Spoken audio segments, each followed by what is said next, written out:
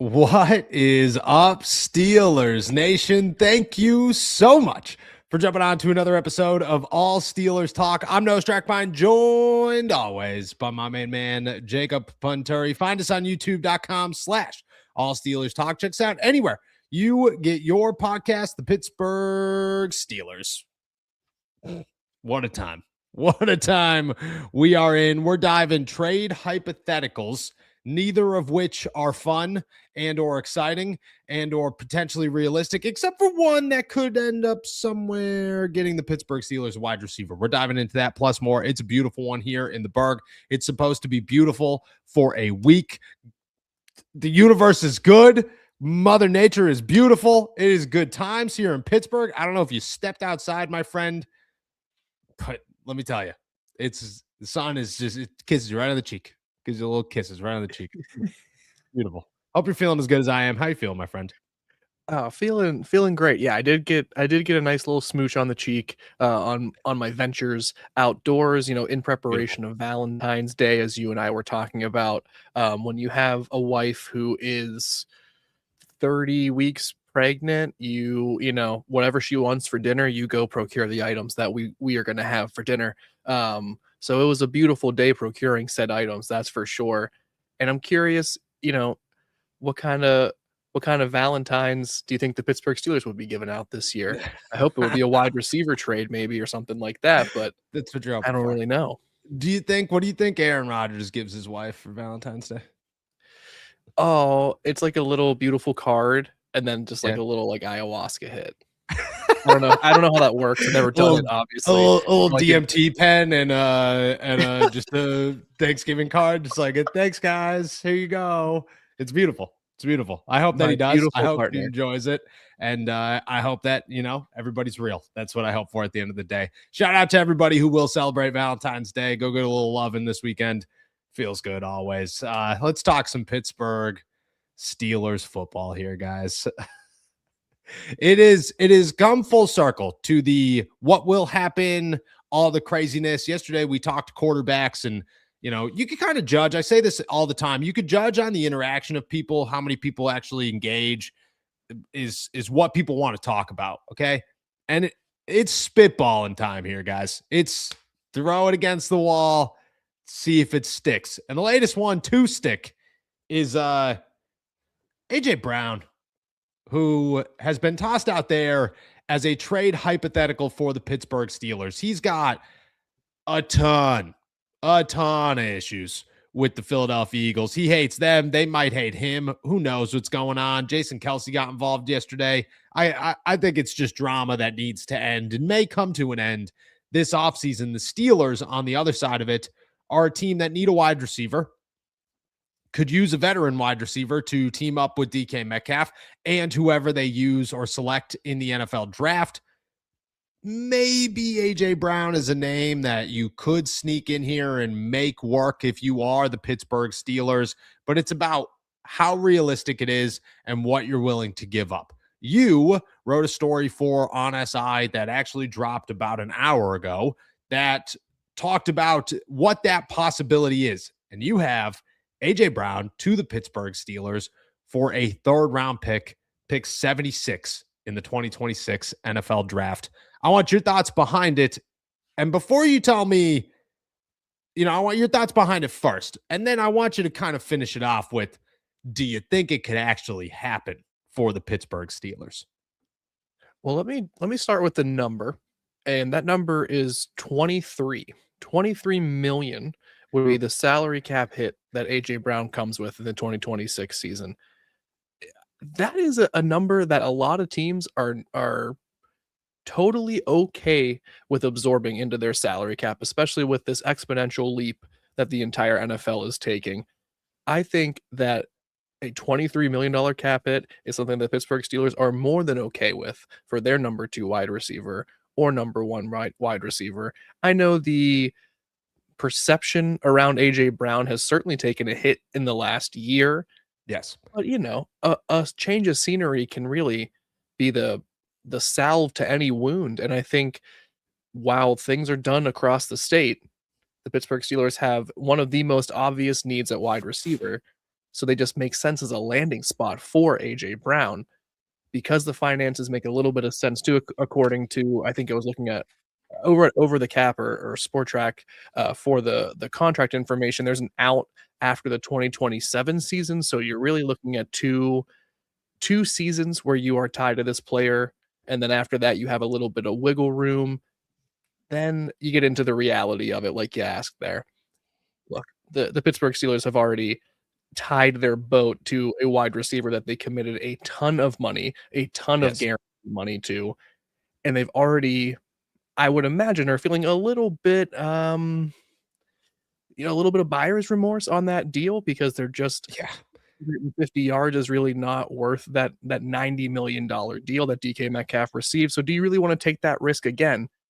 I would say it's not very realistic, but whenever you can get a player who continues to put up 1,000-yard seasons despite trouble behind the scenes, despite not meshing with the offense, the coaching staff, for a third-round pick, which, again, I think that is a generous offer for the Philadelphia Eagles, who are just begging to get rid of this player at this point. You have to at least kind of consider it, right? And at this point in the offseason, it's a great little exercise, right? No, it's a lot of fun, and I think AJ is a name that has been mentioned to the Steelers so many times that it has some sort of realism behind it. Like, you're just like, okay, like where there's smoke, there's fire, and this branch has been burning for 2 years now between the Pittsburgh Steelers and the hypothetical of AJ Brown. Let's remove the, is it possible? Because quite frankly, it is possible. Will the Steelers want to do it? I think is the question. I mean, maybe if I don't, maybe if you don't, maybe anybody, I think the Pittsburgh Steelers truthfully would be at least considering a move for AJ Brown. It fits timelines, they don't have to pay a quarterback right now. Their only big contract is TJ Watt. They're going to pay guys like Joey Porter, Nick Herbig, potentially, unless they trade him, and all these other names.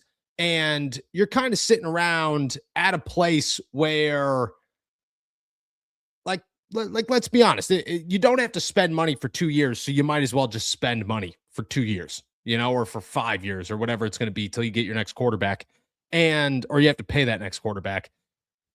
It adds up to, you get a year with Aaron Rodgers, you get a year with a rookie quarterback, then you get an out to be able to move on and say, okay, that was a lot of fun. Let's see what's next. Let's move on from AJ Brown.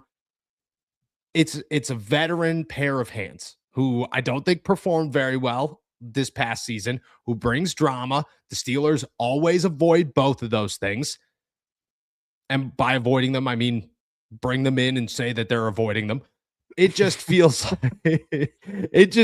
like a move that the Steelers could make. I'm not saying I agree with it. I don't want anybody to take it that way. I'm saying that I could see Omar Khan justifying a third-round pick to send to Philadelphia for AJ Brown to say, this makes our team better today, which we're trying to win a Super Bowl today, and it makes our team better next year with a rookie quarterback who will have some comfort level with 2 veterans and then a second-year wide receiver that is another star. Let me ask you this, though. If you traded for AJ Brown, if you made that move, do you still draft a wide receiver in the first round, or do you worry that causes trouble between this guy named AJ Brown, who doesn't like to be second fiddle to anybody and will be coming in here as second fiddle to DK Metcalf? Well, I think that's just sort of the risk you take. My answer to the question is you absolutely still go after a wide receiver in the first round. I don't think it really matters even if you bring in AJ Brown as well. You have to load up, because even when you bring in a player like AJ Brown, you're doing it knowing that in maybe as soon as 2027, you're going to need other options at your disposal. And then the long-term issues that this team is still dealing with are very much still there and still need to be addressed. So while I agree with you, and while it is probably a little bit more likely than just pure speculation that the Steelers might have an interest in AJ Brown because they are operating under this win now mandate still, it does not also excuse or erase that there are some holes here that long term you still don't really have answers to. You could find an answer in the first round, maybe the second round. You feel a little bit less pressure, obviously, whenever you have DK Metcalf and AJ Brown on your roster heading into a season. But the depth behind them is still going to be an issue and something we talk about for the remainder in the entirety of the 2026 season to come. So you still got to get more skill players around whoever the quarterback is, regardless of who they trade for, prior to that time. Yeah, I agree. You have to, you can't waste it. Like, this is an opportunity for the Steelers to finally address a position that they have been ignoring for years, that they started to address last year with DK Metcalf, but found themselves one person short.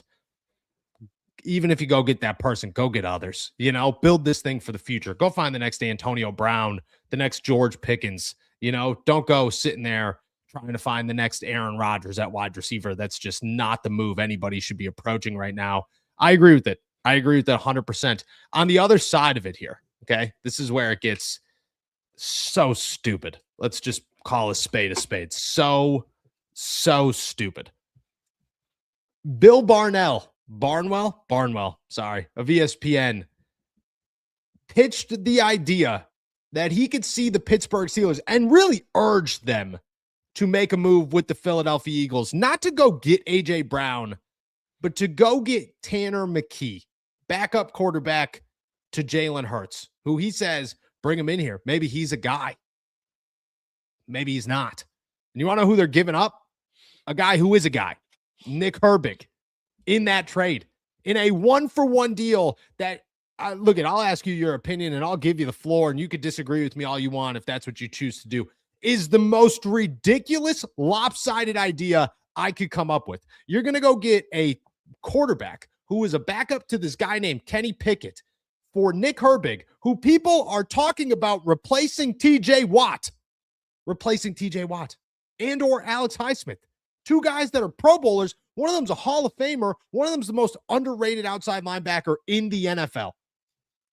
Nick Herbig's set to replace them at some point, but instead you go trade him for a backup quarterback who's never going to see the light of day in Pittsburgh because Aaron Rodgers is coming back. And then after that, you're going to draft somebody and he's not going to get an opportunity. Plus you have you could go on rants forever. It is the dumbest idea I've heard in quite some time. It makes literally no sense. And I think the Steelers would be absolutely out of their freaking minds to listen to this guy. Shout out to Bill. Absolute, you made it to ESPN. Good for you, pal. Bad trade idea. I'll give you the floor. Again, you could disagree with me all day.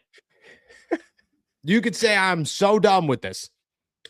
It is the worst trade idea I've seen in easily a year. Hands down. Oh, I mean, listen, I think I can't even make an argument a little bit the other way, right? Like there is no doubt in my mind that Nick Herbig is the best trade chip period that the Pittsburgh Steelers might have, right? Tanner McKee has struggled to impress in his limited opportunities with a very stacked deck, I would call it, and a championship roster around him. Yeah, I don't think you have to give up your next starting edge rusher to acquire another backup quarterback. You can just go get one in free agency. You can just draft someone in day 3 of the NFL draft at that point. No disrespect to Tanner McKee. Like, he has a lot of the size and the physicality and the traits and things like that you look for and that we've talked about for the next, starting quarterback for the Steelers. But it's pretty clear, I think, what his role is. Maybe there are some Philadelphia reporters, writers, people around the team who do think there is a larger or a higher ceiling for McKee to get to. I'm not one of those guys, and I'm certainly not willing to part with Nick Herbig in order to make that happen. I think you could use Nick Herbig as a huge trade chip. Like, if you want to go land a really good player, I think you go use Nick Herbig as that piece, as part of that package, not you swap him with another player on a rookie deal who just is looking for maybe a different opportunity. That feels like a huge net loss for the Pittsburgh Steelers. Huge net loss. You're spot on by saying that the Steelers should, approach this and say Nick Herbig could be a piece of something. Like, if the Steelers want to move on from Nick Herbig, if they view that as the best option, if they believe that that's how they should go with things, and they have a piece, okay, great. Sounds good. Do I agree with it? I don't know. It depends on the name. For a backup quarterback for backup quarterback. We went from Max Crosby conversations, which I'm still riding high on, and I still think are very much so in place. I watched Tom Pelissero on the Rich Eisen show yesterday say that, would the Raiders even want him? And in my head, I said, he's got to end up. I literally sat there playing Xbox, phone sitting next to me, and he said it, and I paused the game and went, he's going to end up in freaking Pittsburgh, man. He's going to end up in Pittsburgh. It's going to happen. We went from conversations of Nick Herbig going for a Max Crosby, which we didn't agree with. We were like, I guess, if it's not the worst thing in the world, it's not the best, but I guess you could justify it, to a backup quarterback in Philadelphia makes literally no sense. You wrote a story today about his actual trade value and what a trade could look like for Nick Herbig with his potential landing spots.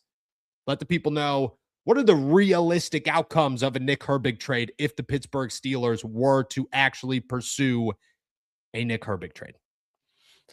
Yeah, as I was alluding to a minute or two ago, I do believe in the trade value that Nick Herbig has, and I think across the league, it's a little bit higher than what Barnwell indicated there. I think you could use him. We talked a lot about wide receivers. I think you could use him as the centerfold of a package to get a top wide receiver. And the immediate one that comes to mind, and the one that's been rattling around in my head since the moment Mike McCarthy was hired, is the first player his team drafts when he takes over for the Dallas Cowboys in 2020, wide receiver CeeDee Lamb. Listen, a lot of money tied up in CeeDee Lamb, a lot of contractual stuff to work out, much like the AJ Browns of the world. But you're telling me they just franchise tagged George Pickens. You're telling me Nick Herbig and a second and third round pick in the 2026 NFL draft doesn't at least make Jerry Doug Dimmadome Jones think about what to do? I think it could. That's a trade option I propose that seems at least a little bit more realistic to me than swapping Herbig for a Tanner McKee. I'm curious your initial instincts there, because I had one other trade proposal that I wrote about today as well that I think might even make a little bit more sense for the Steelers. Oh, I'm interested in that one. So you're saying CD, a second, and a third? No, Herbig going with draft Herbig, pick, a second and a third. That's you got to give up. You got to give up big. Yep. Herbig, a second and a third for CeeDee Lamb. Mm-hmm. Oh, I don't hate it, to be honest with you. Do you hate it? I don't hate that idea. Like, if someone pitched it to you, if you weren't pitching it to someone, would you be like, nah, maybe? I tell you, I think there's something there in terms of value, at least. I think I'm kind of, especially in light of our conversation regarding AJ Brown, you look at who might be available in terms of free agents. If you could get CeeDee Lamb, I think that's probably a deal I'm saying yes to, or at least I'm a little bit more inclined to say yes to that as opposed to no. Okay. I don't hate that, to be honest with you. Second and a third, I think, is a lot of draft picks to give up. It's a big haul for the Cowboys. It is. I think I'd try to at least negotiate it down to 2/3, 2/3 and a fifth, maybe something like that. 2/3 and a fourth, to be very honest with you. You keep that second round pick. You have 2/3. I don't know. I'm not opposed to it. Would the same, and I want to hear your second one, would the same offer get the deal done if you traded Alex Highsmith in that package instead of Nick Herbig? Ooh. I would say yes to that as well. I think it's, again, the Steelers are giving up a little bit too much, right? But you have to give up too much. You have to give up too much if you think that you are, a dominant wide receiver away from legitimately contending for the Super Bowl, not just getting the next starting wide receiver in the draft. But if you think you just need that skill player, and you also know you have to deal with this eventually regarding the outside linebacker, the edge rushing situation. If you can maximize it by getting it and addressing another position of need, I think that makes a ton of sense. I love it, dude. I love it. All right, what's your other trade for us? Oh yeah, other one. Again, trying to address another position of need for the Pittsburgh Steelers. I'm looking down at the Atlanta Falcons, and I know they have a couple of edge rushers that they drafted recently, but one of them's in jail. Okay, I was gonna say I have a sneaking suspicion they are going to need help at the outside linebacker position. Nick Herbig could address it. There's another rookie that was a finalist for the Defensive Rookie of the Year, Mr. Xavier Watts, starting safety for the Atlanta Falcons, and he had a ridiculous year. An absolute ridiculous year. He had 5 interceptions, 11 passes defended. I want to say 91 tackles. This is an all-around stud of a third-round pick by the Atlanta Falcons. I say you call them up. You say, hey, you need another guy. You need that. You need Nick Herbig. You can have Nick Herbig. You can have one of our third-round picks. We're going to talk you down to 99. We'll take Xavier Watts off your hands, and we'll take your 4th-round pick. And it's a done deal. Everyone walks away happy. You feel a need. Steelers feel a need. We're all good to go.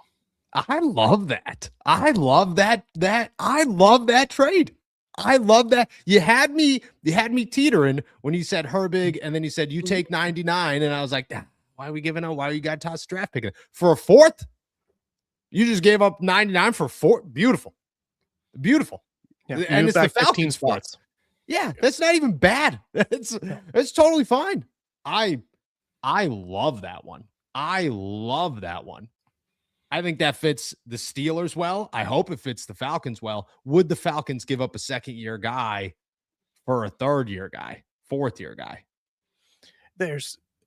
Therein lies the rub, right? Because they did really have an exceptional defensive draft in 2025. I imagine they want to continue building around it, but you got to be bold. You got to be aggressive. So I think it's, again, at the very least, I believe these types of trades would not only help the Steelers more in a very immediate fashion, but more adequately reflect the trade value that Nick Herbig has around the NFL. Yeah, I like that. I agree with that. I agree with that statement. You have a guy that I think is a growing. I think 2 things. I think if you trade him early, he's got more value than if you trade him late, significantly more value than if you trade him late. So if you trade him at the trade deadline, if you trade him after the NFL draft, I think his draft stock or his trade stock falls drastically. I think if it's the other way around and you trade him now or you trade him during free agency, which I think is the prime spot to trade him, you will get significantly more. And I think at that point, that's when you could have these conversations about these big guys. Shout out to George Pickens, man, the true hero in all of this, who could push the Dallas Cowboys to hand the Pittsburgh Steelers a better wide receiver in a trade that nobody really thought was ever imaginable. And CeeDee would somehow be going to a better team, which is also just crazy to think about, but very realistic. I love it, dude. I love it. What's your thought? What's your 1 to 10 odds Nick Herbig ends up on another team this offseason? Despite me just making that case for 15 minutes, probably like a 4. The old Puntori 4 out of 10. The old Puntori 4 out of 10. I have a hard time, from an organizational building perspective. You have this 24-year-old guy entering his 4th year who's increased each season. Why are you even you gotta the same reason you have to lock up Joey Porter Jr. on a long-term deal, you got to find a way to keep this guy. And it makes no sense to move on from him, but sometimes sense and logic ain't what's controlling the boat in the Pittsburgh Steelers organization. I agree. I think I sit there right about the same. A 4 is a good spot to say I'm not totally sold it's going to happen. But I do think it's on the table. I do think it's a possibility for the Steelers have decisions to make. I'll tell you this. I don't believe that the Steelers outside linebacker room is going to look the same as what it looks like today come week 1. I don't think that's going to be the case. Somebody will get moved. Who it's going to be, we're going to find out. All right, y'all.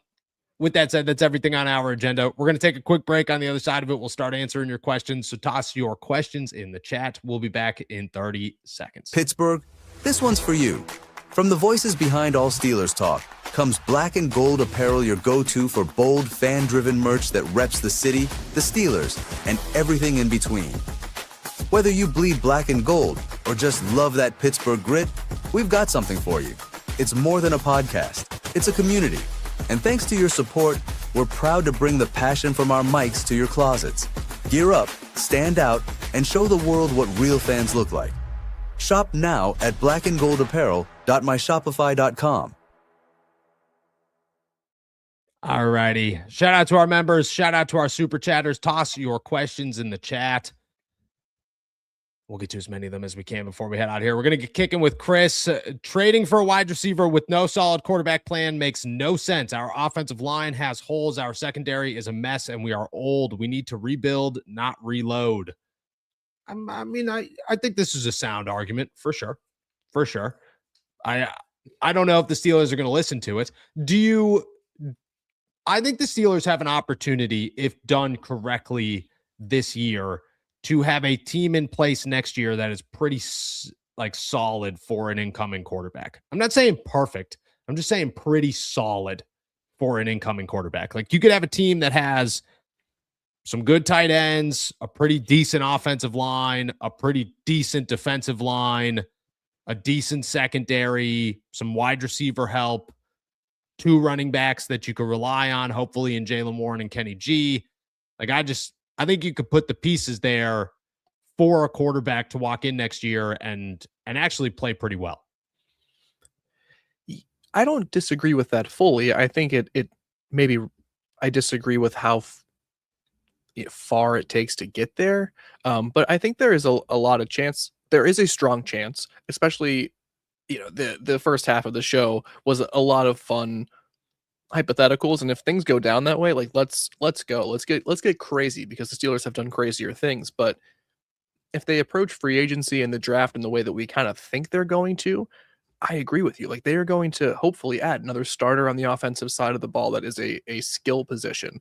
They're going to hopefully upgrade a couple of deficiencies on the defensive side of the ball. That's huge. That is a very comforting thing, whether you're bringing in another transitional quarterback or when you do eventually find your franchise quarterback beyond 2026. Yeah. I think it makes sense, but they're a long way. I don't want anybody to misinterpret that. Like, I think they're going to be contenders. I just think that they have, you know what I mean? You're not walking into Vegas. I think you could give a quarterback a team that is significantly better than most rookie quarterbacks walk into. Chris, the Steelers used to play rap and heavy metal in the locker room. Now it looks like an AARP retirement home. No hope or trust left in our leadership. Fun fact. Okay. The Steelers actually didn't play any music in their locker room until Chase Claypool. Chase Claypool started that trend and then let it happen. Yeah. Troy Polamalu, James Harrison, the older guys would never allow music during practice or in the locker room. Chase Claypool kind of threw a fit about that. And Ben was like, yeah, you know what? Go ahead. And now they play it all the time during practice. They do play music all the time. I tell you what, excuse me. I remember there being some Outkast played in that locker room this past season. Because I know when Outkast is on. But it wasn't all Elvis back there. So, I think they got to keep it a little bit younger, but I'll give them a little bit more credit than that. Yeah. Loon. How long into the offseason until Dak gets linked to the Steelers? Oh, right about 20 now. Minutes ago. Yeah, easy. I've actually had that name tossed to me like 4 or 5 times by like random people that I've run into just like out in the streets. Like, you think Dak's going to be an option? No, I don't. I think if Aaron says no, Dak becomes an option. But until Aaron says no, nobody's an option. Tanner McKee is going to be the people that people say is an option until Aaron says no officially. Yeah, Tanner McKee, your 2026 starting quarterback for the Pittsburgh Steelers. No, I think really, we should start the train on another Dallas Cowboys quarterback, Joe Milton, being the guy that the Steelers are going after. If we start that rumor and it happens to be true, then like sick. Because I want it to be true. Yeah. Yes. Same. Very much so. Same. Ryville, how do you feel about Isaiah Rodgers from Minnesota? I think he just signed a contract, but I love Isaiah Rodgers. I think that's a great pick. I think he resigned. I think he just resigned. But I'm a big fan of Isaiah Rodgers. I think he's a phenomenal corner. I think he's a great special teamer. I watched him personally block a kick, which is just, it's just cool. Blocking kicks is awesome, especially from the corner, like to come from the outside. Did he sign a 2-year deal? Am I right on that? I think it was a 2-year deal. Could be wrong. He signed a 2-year deal last year. Last year. So he's got one more year left on his deal. Yeah. So, how old is he? 28. Just turned 28. Would you give up an Alex Highsmith for an Isaiah Rodgers? I don't know if I would. I don't think I would. If you give me a draft pick with Isaiah Rodgers, yes. Because I love the idea of he and Joey Porter Jr. as your 1-2. And I'm okay with Herbig and TJ Watt being the guys on the outside, but it would have to be Isaiah Rodgers in like a third would make me most comfortable. And I think Minnesota balks at that. I think so too. I think they like him. I think he's cheap. I think it could be, but I don't hate this. I don't hate this idea at all. Chris, are we seriously talking about trading a young and talented Herbig while we keep an old TJ Watt with a contract that cripples our ability to make moves? Yes. Correct. Certainly. Look, I said it yesterday. I'm going to continue to say it. I think it's a real conversation to have just from a fan and analytical standpoint of TJ is probably the smarter trade on paper than anybody else is. But when you break it down, just like we talked about yesterday, it will never happen. The Steelers will not trade TJ Watt this offseason. They won't even consider it. They won't accept phone calls for him. Nothing.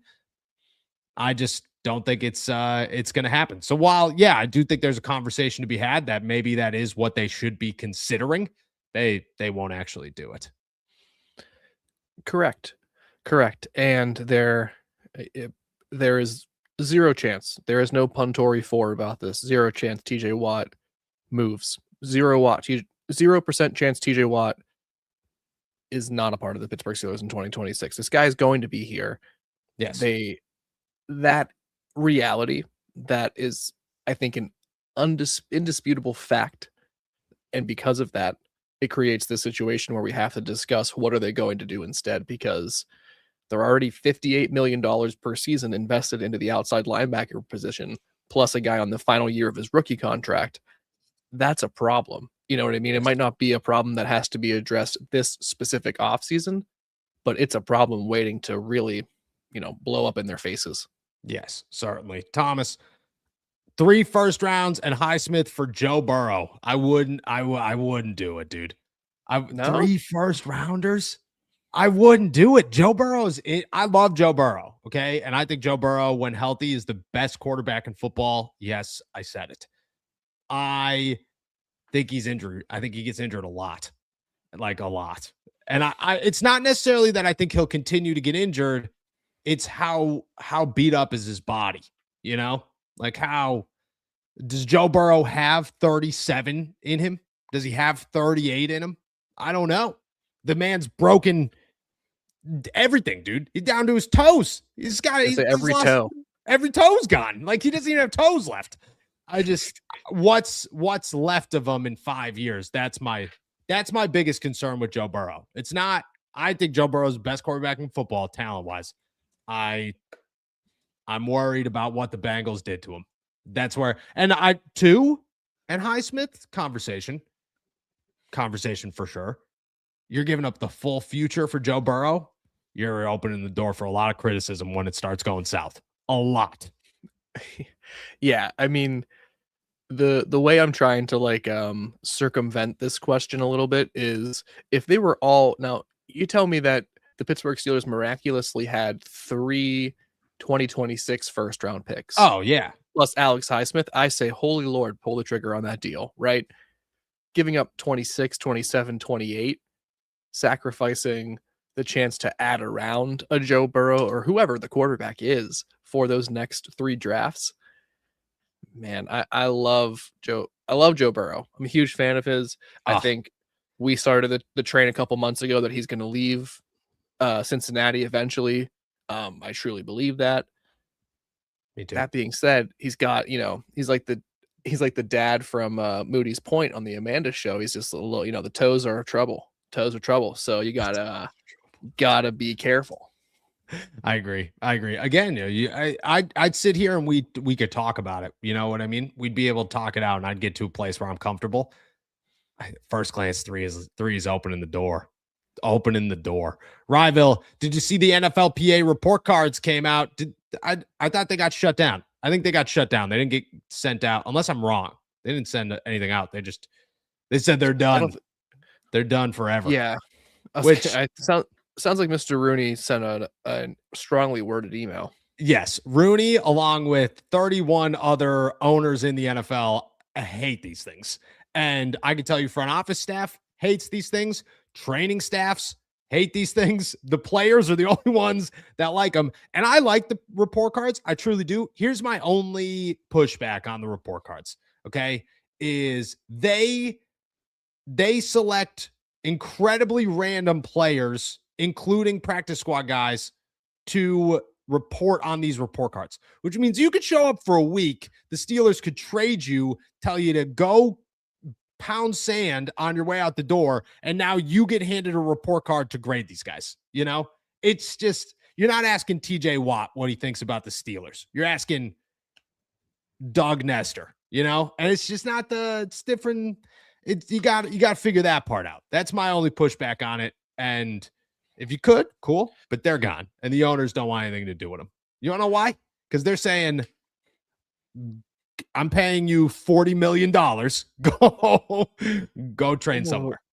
Oh, I wonder why the owners don't like to be said that their teams and their facilities aren't great. That's crazy. Man, listen, I think this is something that people in power will take something, because I agree. There is a flaw, I guess, in the evaluation process in which the NFLPA does this. Absolutely not an excuse to not have this. This is just a piece of transparency that's taken away. And it might seem like nothing, but because just for clarity, the NFL, so the owners filed a grievance against the NFLPA, so they can no longer publish future report cards. They can be made available internally to the NFLPA and its members, but we won't see them anymore.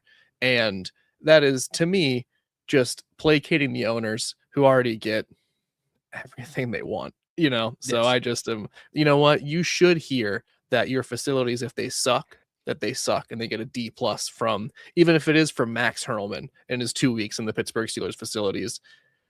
Go cry into your $1 billion. You know what I mean? This is a genuine question. Okay. Because I've talked to owners, I've talked to people in front offices, about this. So I've gained the perspective of both sides, and I agree. Owners are billionaires, and they're whiny billionaires, and it's just what it is. Bunch of idiots. Do you think it's more so the players that were that this would be fighting for, or the fans? You know what I mean? Because to me, and this is the argument I've heard, is like, first off, in the NFL, nobody should care what your training room and your gym looks like. Like, this isn't Alabama. It's the NFL. You're paid millions of dollars. You don't spend as much time there as you do in college. Like, these guys leave when we leave at 3 p.m. You know what I mean? And they get to do whatever they want. But I think my perspective is, it hurts the fans. The report cards were for the fans, because the fans got to see. I didn't care that players complained. To me, it's like, dude, I don't care that you make $10 million and you're complaining that your boss doesn't have a better gym for you. You know what I mean? Like, sorry. But as a fan, I'm looking at it going, why does your boss not have a better gym for you? You know what I mean? Like, why are you not putting more into it? So do you feel different? Am I being off base here? Like, I'm always curious, because I've always taken it as, I didn't originally take it as that. As I got deeper into it, I think my mind turned to, I don't really care what the players think. You know what I mean? Because some of it was like stupid. Some of it was like the like meal plans weren't the greatest or something. And I'm like, dude, they're feeding you NFL food. I've eaten at the Steelers facility that did not get great reviews, and I can tell you that food's fan freaking tastic. You know, it's very good. Yes, correct. Yeah, go ahead. Sorry. No. I think that's a great question, and I genuinely love this conversation. I think it's important to hear what the player's experience is. Yes, yeah. And that might not be. People might disagree, but I think it is important to hear about that. Yes, 1, 2. I think transparency for the fans and for anyone observing the NFL is important, because with anything that we are publicly, consuming, anything that we are engaging in, like, we have ways to find out information about it. Like, you go to a grocery store, you can find out if there's any food recalls. Like, you can find out information about this stuff, so you know what to do. You're not constantly getting like employee evaluations and things like that. I understand the analogy, but I think there is so little peek and so little glimpse inside of what these NFL organizations might be like to anyone who's not within them on a daily basis. So if this information is at all helpful, I think it's worth keeping up. And I think if the owners fight against it, it probably makes them look worse for a reason. And so I still want it. You know what I mean? Like, I tend to think if 32 super duper rich dudes, actually like 30 and 2 women, who are all more rich than most of the dudes. Yeah.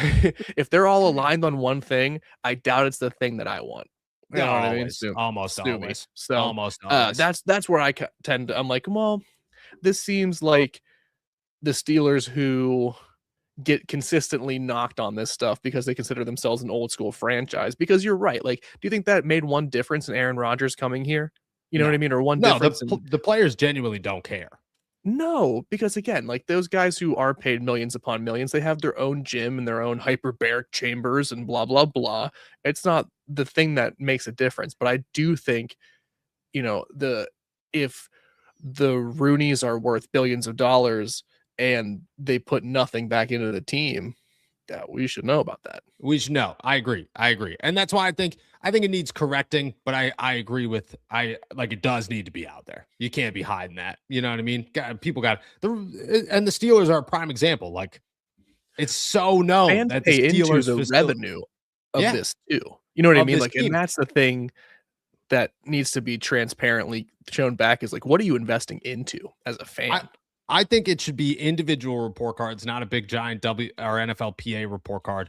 And it should be the team as a whole gets graded, with every single player on the roster getting asked. You know what I mean? I want every player to tell me how they feel, and I want that broken into a grade, because I don't think that I think the guys that come from Alabama are bitching about the training room. You know what I mean? But the guys that come from like UL Lafayette are like, this is fantastic. You have 2 pools in here? Are you kidding me? Like, is this serious? Like, and I think that's how it's, I agree with you though. You don't get rid of it, man. It just hides the fact that Pitt's got a better side than the Steelers. And that should be addressed every single year. Every single year. Thomas, elite quarterbacks don't grow on trees. That's why 3 first. It's true. You're not wrong. You're not wrong, my friend. You're not wrong. Look, I think I would come on here if it happened tomorrow, and I would hype it up and say this is the craziest, maybe the biggest move the Steelers have ever made, and it should work in their favor. And, this is awesome. I get nervous about the toes, man. Get nervous about the toes. Dude, ain't got no toes. You ain't got no toes. You ain't got no toes. No toes, no ACL. I think broken ribs at some point. The man's got, it's just, and he's emotionally beat down, man. Like he is emotionally drained. I'm worried about him, honestly. If anything, get him out of Cincy, because I am so worried about Joe Burrow. So worried about Joe Burrow. That being said, I agree. If he ended up in Pittsburgh tomorrow and they drafted 1 wide receiver in the first round, I think they'd win the Super Bowl. Like, I truly think they would. He's so good. If he's healthy, he's so good. He's a top 3 quarterback when he's healthy. Like it's just like, can you guarantee that? Of course not. And that is the gamble that, 3 first-round picks, if it goes the wrong way, I don't know, you're effed. You're effed. Oh, you're in so much trouble. So much trouble. Okay, Z. Since we're getting Crosby, my guy knows. He knows. Wouldn't it make sense to trade TJ instead of Highsmith? Also, did you hear about Trinidad granted eligibility? I did. It was a bad night. It was a tough afternoon. It was also so confusing because it didn't really look like it was going places when Joe Judge was like, look, everybody's got to tell their wives husband's got to sleep on the couch for a month. There ain't no middle of the night. Did you see that? Did you see any of Trinidad's thing? Joe Judge went up there. Not the Joe Judge stuff at all. Judge wasn't up there talking about how it came out of nowhere. It feels like just like talking about how football players, like the wives, got to take care of the babies because they got to be football players. And in the offseason, they could be dads, but they can't be dads during it. And like, don't get me wrong, like that is football culture, and he's not saying anything that is, I would say, inappropriate to what football is. Don't put it out there, pal. Like, don't, you know what I mean? Nobody in the NFL or college was sitting there going, thanks for that. That made it so much easier for us. Appreciate you, my guy. But it did look like it was not going in his favor. Then it didn't go in his favor. Then it did go in his favor. Now they're saying that there could be an appeal. I don't know, man. I'm giving up on Trinidad Chambliss. This stuff is out of control in college football. Dude, at some point, just give it up. Just give it up. This stuff is in courts. This stuff happened in Calhoun County, Mississippi courthouse. Like, Dude, how is this? How is this? I wrote a story on it, so I had to do some research on it. But how is that college football? You know what I mean? Like, I don't understand what the hell is even happening anymore when it comes to it. But yeah, I'm out on Trinidad Chambliss because he's going to go back for a 6 year of eligibility. So he is, which is so dumb on his part. Let's be really honest. Go to the NFL. Dude, he's probably going to make so much money in NIL money in 2026. Probably. And then he's going to go in like the 8th round of the NFL draft. Yeah. Yeah. But I mean, dude, if you legitimately, like, I bet he makes $10 to $20 million this year. I don't know what will get reported, but he's going to make a ton of money. Yeah. That's probably a good bet. It's probably a good bet for sure. I get why you want to go back. I do. For sure. So since we're getting Crosby, wouldn't it make sense to trade TJ instead of Highsmith? Yes. However, they just won't, they won't do that. So it does make sense, but they won't. It's not real. If you want to talk realistic is Highsmith for Crosby, which, Tom Pelissero tossed out. Crosby might be worth 2 first-round picks. Yeah. Oh, keep dreaming there, pal. Keep dreaming. You close those eyes. You have some sweet dreams there because that'll never happen. Maybe 1, but let's be honest. A 2nd and Alex Highsmith gets the job done, and they're feeling great about that, because you're not trading Max Crosby. The Steelers would never make that trade. You know what I mean? Like Omar Khan would be like pulling teeth to get him to make that trade. Nah, dude. Omar is going to trade him for Alex Highsmith and a 3rd. And just remember where you heard that, because when it happens, we all know. But yes, LKZ, you are right. It does make more sense for TJ. But that's just not how the Steelers are going to view it. They're going to view it like, we owe TJ loyalty. TJ's got to stay here. TJ's not going anywhere. Agree or disagree, but it's just the truth. Thomas coming back with more 5 first-round picks for Burrow and Jamar Chase. You don't have a first-round pick for 5 years.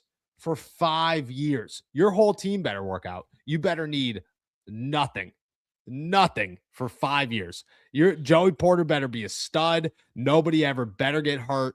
Patrick Queen's here to stay. Peyton Wilson's here to stay. Dylan Cook is your left tackle of the future officially. Yikes. Because you got to pay both these guys. They both have massive contracts on top of DK's massive contract and TJ's massive contract. There is no more. You don't have a quarterback contract to worry about. You have the biggest one and the biggest wide receiver, which is worth more than TJ's, it's just it's a lot. You're spending $70 million. $70 million at wide receiver for two guys. Two guys. Yikes. That's like what, $200 million though, just between the four of them? Like $220 million. And we haven't even gotten into Ramsey getting paid $31 million next year. Or you're not extending Herbig. You're not nobody. No. You better win with who you got forever. Yikes. Pass. Yeah, this one's too far. We've gone too far. This is what it was. This is what it was. Too far. This was the one. Dave, what do you guys think about A.T. Perry? I like A.T. Perry. Big boy. Lengthy. Ginormous. Yeah. Yeah. I'm a fan. In the middle rounds. Yeah. Listen, I mean, he's what, 20? We're talking about the guy they signed to a reserve deal, right? Oh, yeah. What am I saying? Middle rounds. Middle depth chart. Middle option. What was that even? Where was my brain going there? Like lower depth from chart the Saints. Yes. Yes. Yeah, because he's what, 6'5", like 200 plus pounds. Dude's massive. I'm excited to see him in training camp. That's for sure. I'm quick to fall in love with wide receivers, so that'll be absolutely happening there. But yeah, he gives me Hakeem Butler vibes. You know, just like real big guy. Maybe it'll work out. Exciting. You know, I'd be okay with it. I like A.T. Perry. I don't know if he's gonna make the team. Long way to go, but a good reserve option to come in here. Marquez Galloway, you know, was excited about him when he signed, and I think he would have made the team if he didn't want to go back to New Orleans. So I'd be about it. Carl, sign Juwan Jennings and Devontae Adams or Mike Evans. I'm super anti Mike Evans. I don't know why. I think it's just the fact that he's going to be worth $15 million, and I don't think that he's going to hold up any longer. I think he's coming to an end here. Devontae Adams, I'm all about if he gets released. Juwan Jennings, I'm also about. My problem with Juwan Jennings is his market value is $22 million this year. You think he gets that? I do. Wow. Actually. I do. That's not like super expensive for a wide receiver anymore. Fair point. You know? Jamar Chase is going for 8 first-round picks and getting paid $40 million a year. Yeah, but you can get A.J. Brown for $23 million cap hit this season. You know what I mean? You could, and I would do that all day. All day. I would much rather do that. I think of these three, genuinely, I would prefer Mike Evans. And I hear you. I just think if you're gonna take a shot on a veteran, you know he at least is gonna make catches when he's in the game. Devontae Adams, you don't feel the same too. I was gonna say you don't feel the same way about Devontae. I think he does. I think Mike Evans just brings more certainty with less trouble, right? Like I don't love the idea of Aaron Rodgers and Devontae Adams going at things together one more time. Really not a fan. I'm cool with Mike Evans being that guy. All right. Interesting. Jonathan, any way we could trade for Marvin Harrison Jr. from the Cardinals? I don't think so. Next year. I think next year. This year's year 3. You got to prove it. And then next year he goes into a contract year. And I think that's when he's going to be on the table. It's either extend him or move on from him. And I think moving on from him is going to be a real option for the Cardinals. I think next year is an option for Marvin Harrison Jr. Yeah. I mean, you got to think the Cardinals are at least pretending to look forward with a new head coach now, right? Like you can't bring in a new head coach and then trade your best offensive player. As much as I would love for the Steelers to take advantage of that, I think you gotta be very patient in any Marvin Harrison Jr. talks. Yes. Yeah. Agreed. Loon. If you want to bring in a vet, just bring in DJ Moore, who was the other name on this hypothetical trade situation with AJ Brown that people started pitching. I'd be okay with DJ Moore. I think he's better than AJ Brown. I'll start by saying that. Really? Yes. You're wrong. Yeah. I don't think AJ Brown's that good anymore. Oh, I would disagree with that. But tell me more about DJ Moore and your thoughts on him. I just like DJ Moore as I don't like DJ Moore, but I don't truthfully like AJ Brown as like a real option for the Steelers unless you're going to get him for kind of cheap. And I feel the same way about DJ Moore. My thing with DJ Moore is I think DJ is a little bit more versatile. I think he could play the inside and the outside and move around a little bit more, which is what I like about him. But again, I think it's more so to do. I think AJ's lost it. I think AJ's going downhill quick. You're still big AJ Moore fan or AJ Brown fan? AJ over DJ. A before AJ D, except after C. You know what I'm saying? But no, I would take AJ Brown right now. He might be going off the deep end, but I think you still probably got one more 1,000-yard year in him. DJ Moore, contrarily, and I saw some people picking up on this in the comments too, and I certainly agree with this. DJ Moore would be probably a better schematic fit for the Pittsburgh Steelers. He would be a better complementary number 2 wide receiver to DK Metcalf. He has also declined in production all 3 years. He's been with the Chicago Bears. He is also the same age as AJ Brown. He's also more expensive, and you are tied to him longer. So he's got a bigger contract. He's got a bigger contract, and there is not an out before 2028 that wouldn't incur like a gigantic dead cap hit. Then at that point, I'm out. Yeah. So it's again, there's pros in the same way that there's pros and cons to this AJ Brown conversation. There's pros and cons to the DJ Moore one. I think you probably wind up with a better situation if you go AJ than DJ. Yeah. I mean, if you're going financially, that's just terrible. I'm totally out if DJ Moore is more expensive. Polo, Noah, any word on Kaleb Johnson? Do you think the team will use him this year? I think the Steelers are going to give him an opportunity to work himself into the rotation a little bit more. I don't think it's totally out. I do think they're going to have a number 2, though. I think it'll be Jaylen Warren, somebody else, Kaleb Johnson. I think that'll be the order in the rotation in 2026.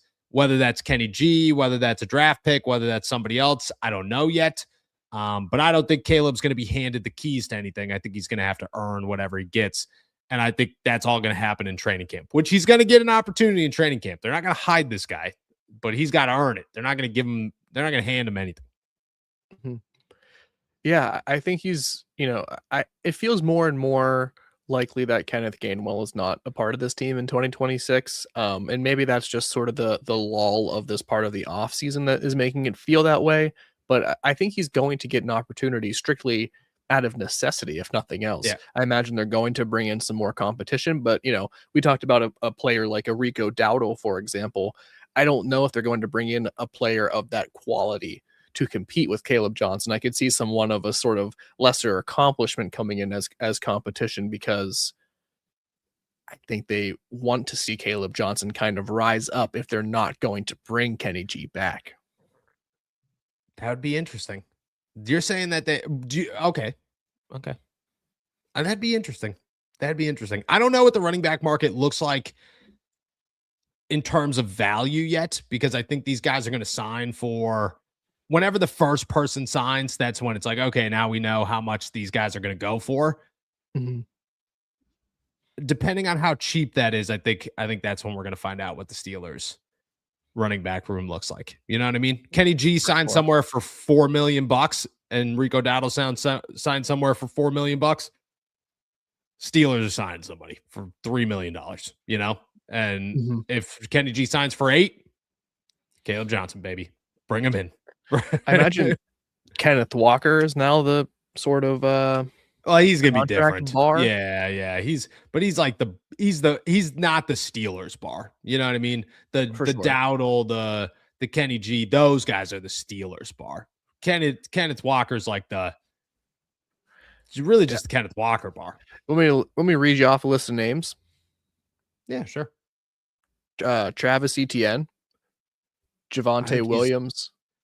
Javonte is the star, is more so in the Steelers bracket, I'd say. Yeah, Rico, Nick Chubb, Breece Hall, Breece Hall's in the Kenneth. Dobbins is in the Steelers, I think. Travis Homer, Jerome Ford. Yeah, it's those guys. It's the Breece Hall and Kenneth Gainwell are going to set the bar for each other, and Travis Etienne. The rest of those guys, that's when the Steelers are like, all right, somebody sign one cheap so we could just we could get in there. And if not, they'll go a different direction. ND Joe, Aren't we, as the fans, paying for the gyms, food, facilities, and salaries of our beloved teams? Technically, yeah. You're contributing yeah. to it. Yeah.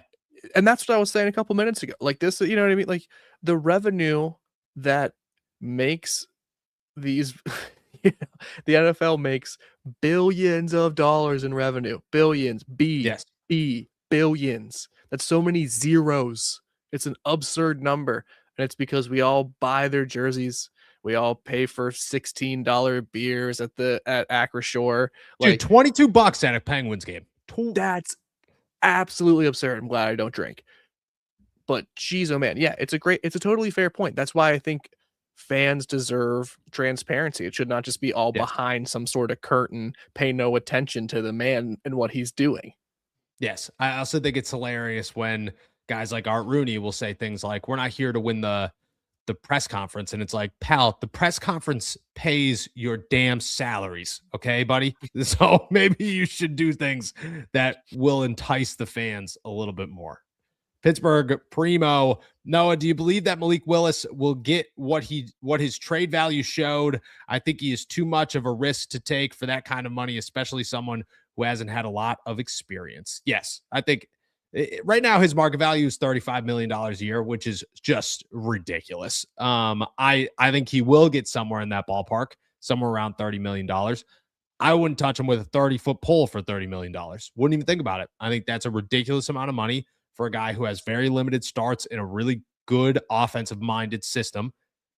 I just don't. He's going to get signed somewhere. I think my bigger question with Malik Willis is Malik Willis smart enough to not go to the Jets, or maybe the Cardinals or somewhere, like where's Malik Willis end up? Because that's going to decide if Malik Willis has any shot at all, but he's not going to end up in Pittsburgh. No chance. No, I think he's going to end up in Miami. Miami's a good one. Miami is a pretty good one, actually. Good old Jeffy Half. Yeah, Halfley and Malik and run it back. What's another terrible quarterback contract when you have 7 other billion bad quarterback and wide receiver and everything else contracts over there? Miami, dude. Miami. We spend all our money. Nate Moore, any comp picks based on the contracts a player contract a player signs? If Kenny G walks, do we get a comp pick assuming he plays 50% of the snaps? I'm not sure what the names are this year. George will give him one for last year, I'm pretty sure. Steelers comp picks 2027. Yeah, this will be 27 if for Kenny G. Yeah. The amount he signs for that plays a role into the amount he plays is part of it, but it's also it all starts with the number of free agents out versus free agents in. Yes. So there's a chance the Steelers could not get any. Right. It's not necessarily just tied to one specific player signing a contract with another team. It's about the totality of what the team does in free agency, if that explanation makes sense. No, yeah. That's actually perfect. Thank you very much on that one. 306 Yinzer, appreciate you, my guy. Sucks to say Omar messed up bad by not getting the contract done for TJ in 24-25 offseason, or not even before the Crosby deal. Fields versus Howard.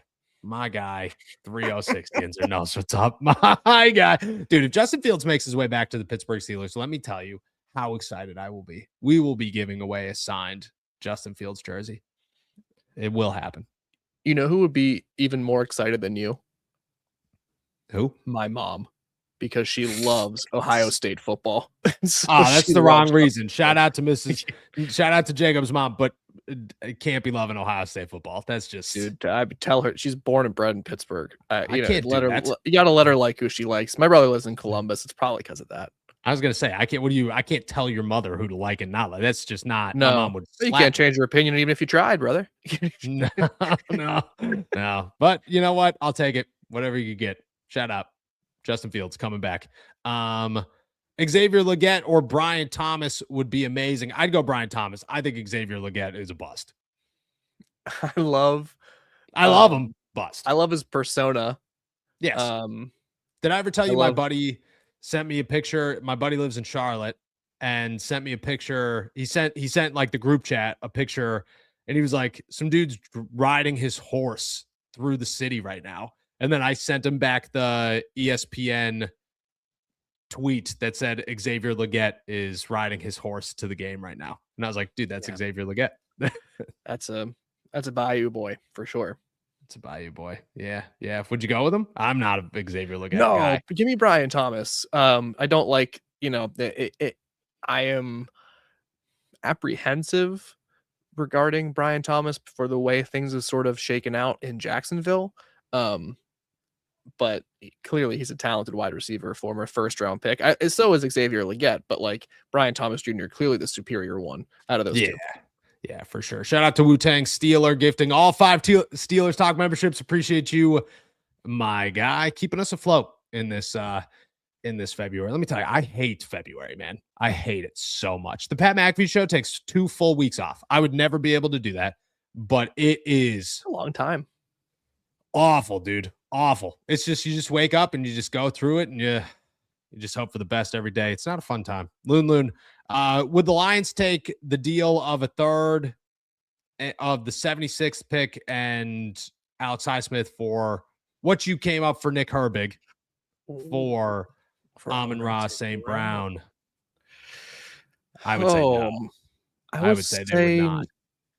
No. I don't think they would be as enthused by what Nick Herbig would bring to their defense, just sort of the way they play. Yes. And Alex Anzalone's he's a free agent actually, but I mean he's a heck of a player. I would love if they wanted to make that deal, the Steelers would be making out, like thieves in my opinion to land Amon-Ra St. Brown for that. Yeah, me too. I think that he's a first round guy. You're giving up a first round pick and some for an Amon-Ra St. Brown. Worth it. Yeah, I don't think they'd take it. Killer B, difference between a 3-4 and 4-3. What would Crosby do? So that's my thing is I think it's a lot easier for 4-3 guys to move to a 3-4 than the other way around. Alex Highsmith is a prime example of this. Like 4-3 guy in college, played defensive end at Charlotte, came to Pittsburgh, transitioned smoothly to a 3-4. I think Crosby would just play the edge, and I think he'd be totally fine at it, to be honest with you. It would be very minimal to what he's changing. Yeah. I think the main difference usually is, what gap you primarily attack in your alignment along the line of scrimmage. So for Max Crosby, he'd still just be an edge rusher. So it'd be pretty simple. He's just probably outside the tackle every single time. Hike. Go. I want to give a shout out to our girl Brooke Pryor here, currently on NFL Live, talking none other than Max. Fan of the show, friend of the show. Shout out to Brooke. I can't say that she did watch us. Will say that have I probably talked about Brooke and Brooke about Max Crosby coming to Pittsburgh? Probably more than once. So let's just remember where this all began. Shout out to Brooke. Skylar, would you rather sign Malik Willis, sign Alex Pierce, trade up for Lemon? I always want to say Lamone. I don't know why. Lemon. Or would you rather sign A-Rod, trade for AJ Brown, and trade up for Lemon? Oh, easy answer for me is Malik Willis, sign Alec Pierce, and get Mekhi Lemon. Easy answer for me. Don't even have to think. I think I might go the other way. I think I'd go the other way just because Malik. Did you say yeah, of course? Yeah, I said yeah, of course. I think my only reasoning would be I don't want to tie myself. I don't want the Steelers to tie themselves to Malik Willis for more than a year. Fair enough. I hear what you're saying though. AJ Brown, get him out of here. Alec Pierce all day. Let's finish it off with Tyrone. Noah and Jacob, what do you think JPJ's contract is worth-wise? A little curious. I think he gets. Do you have a number? You're better at this stuff. My guess, right? I think I might have said this. Someone might have asked us about this the other day too. So I feel like I'm having a deja vu moment. But my guess would be somewhere around like 4 years, 80 million, like 20 million a year, I think is where the Steelers want to get him. He's going to push for 25 to 30, obviously, get as much as you can. Maybe they settle somewhere between 80 and 100, but my guess would be 4 years, 80 million, 55 guaranteed for a great number to honor his dad. Oh, I like that. How about that? Yeah, I think that's somewhere in the ballpark. I don't think he gets paid 20 million a year, but I think it averages out to 20 million a year. Like I think it's somewhere in that, sometimes it's 17, sometimes it's 22 range, but I feel like that's a good place for them. They got to do it now, in my opinion, because if you wait until next year, you are going to watch the cornerback market spike again. You don't want to do that. Get it done early. He's a guy that you want to keep. I think that's a good place to be. And then rival, would you be good with Michael Wilson? Oh, I would be good with Michael Wilson. You get him for a third-round pick all day. Ooh. All day. How old is he? He's got to be young. What, 26, 25? Yeah, somewhere in that ballpark. Michael Wilson, 25. 25. He's only entering year 4. He's about to turn 26 at the end of the month. I'd still be all about it. That's great 1,000-yard receiver. Yeah, that's a great under the radar 1,000-yard receiver with Jacoby Brissett. That's the GOAT. Some would say. I'm all about Michael Wilson. I think he'd fit this offense really, really well, actually. And I don't think he'd be super expensive either. Crazy to think he was a very late round draft pick. I'm pretty sure. The third, not very late. I take that back. Take it all back. All right. With that said, y'all, we're heading out of here. Thank you guys so much for jumping on to another episode of All Steelers Talk. I know we're supposed to give away a jersey today. We're going to do it tomorrow in an actual video. Figured that's better than just jumping on a Friday and do it when half the people are going to miss it. So I'll just put a big giant video announcement out tomorrow morning. So stay tuned for that one. Make sure that you guys have until probably the next 45 minutes. So jump in on it, subscribe, do what you got to do. We're heading out of here. Make sure to subscribe to us on YouTube, youtube.com/All Steelers Talk. Check us out anywhere you get your podcast. And as always, find all our work at si.com/NFL/Steelers. We'll be back on Monday. Until then, enjoy another beautiful day in the Burg.